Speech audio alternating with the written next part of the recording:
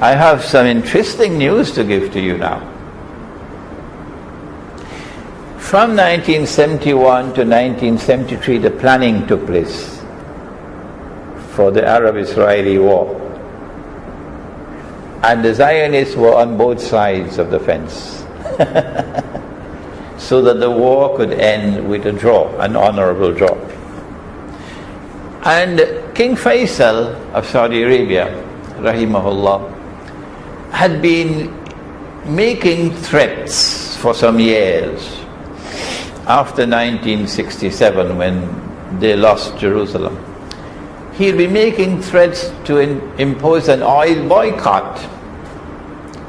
Henry Kissinger was delighted to hear about the oil boycott. And so Henry Kissinger decided, I want it because I need something to replace the IMF gold standard.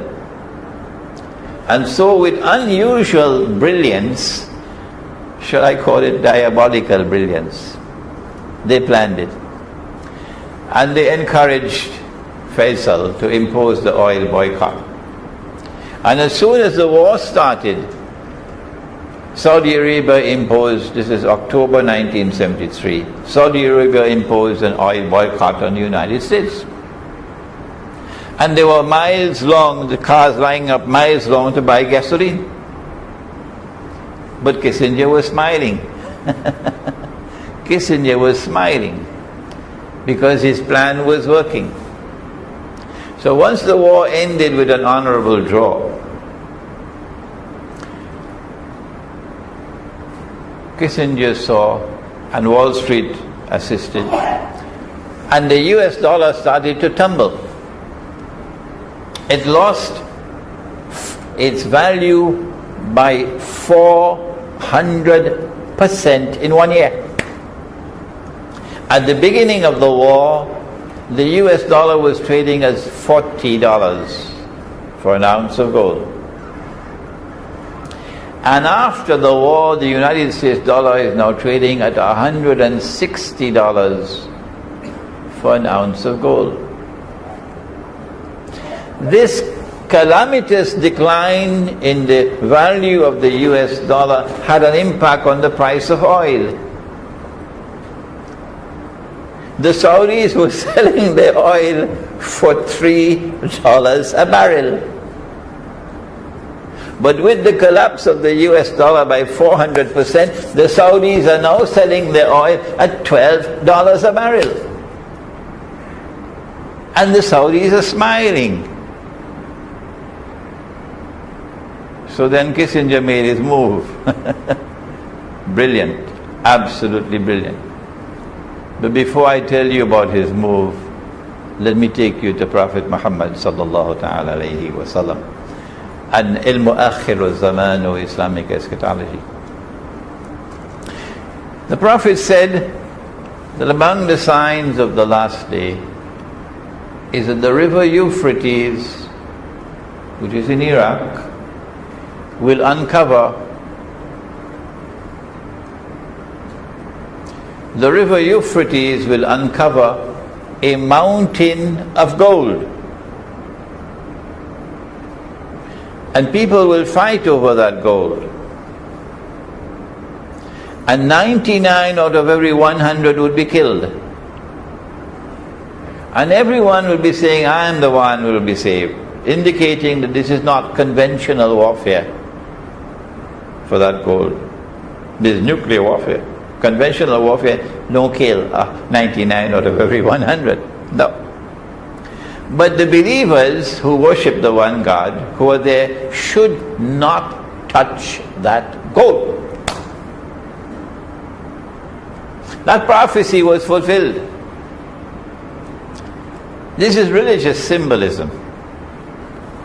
And religious symbolism has to be interpreted. Like, for example, the Prophet said that the Antichrist or Dajjal will travel on a donkey, and the donkey will travel as fast as the clouds, and the donkey will have his ears stretched out wide.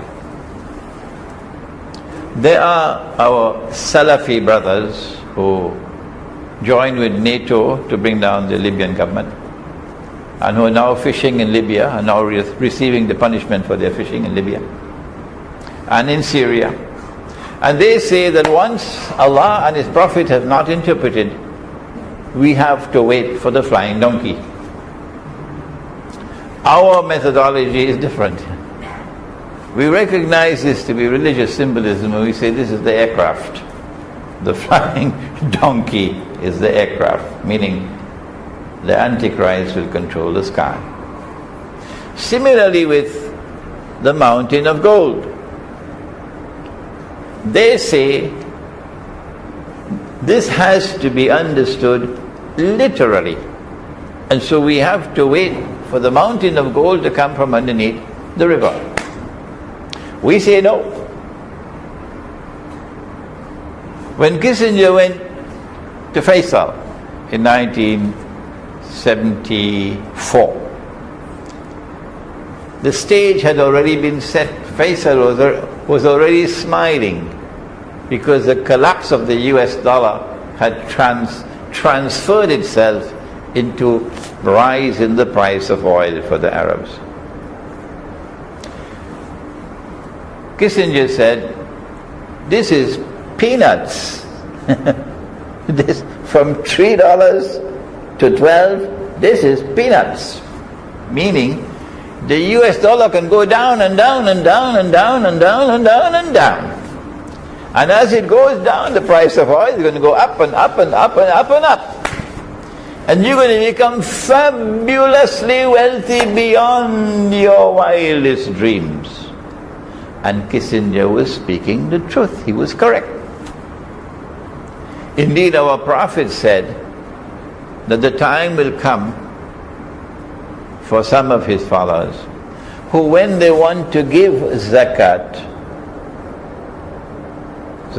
charity, mandated charity, they will not be able to find anyone who would accept the zakat in Qatar, for example, unless it's a Bangladeshi driver or a Filipino maid or an Indonesian slave. They're all slaves. They're all slaves. They work for the wage of a slave, so they're slaves. Our daughters from Indonesia. So you will not find anyone to accept. And here was the fulfillment of the prophecy about to take place. Kissinger said, I ask only one thing of you. That's all. And you become fabulously wealthy. And he was truthful.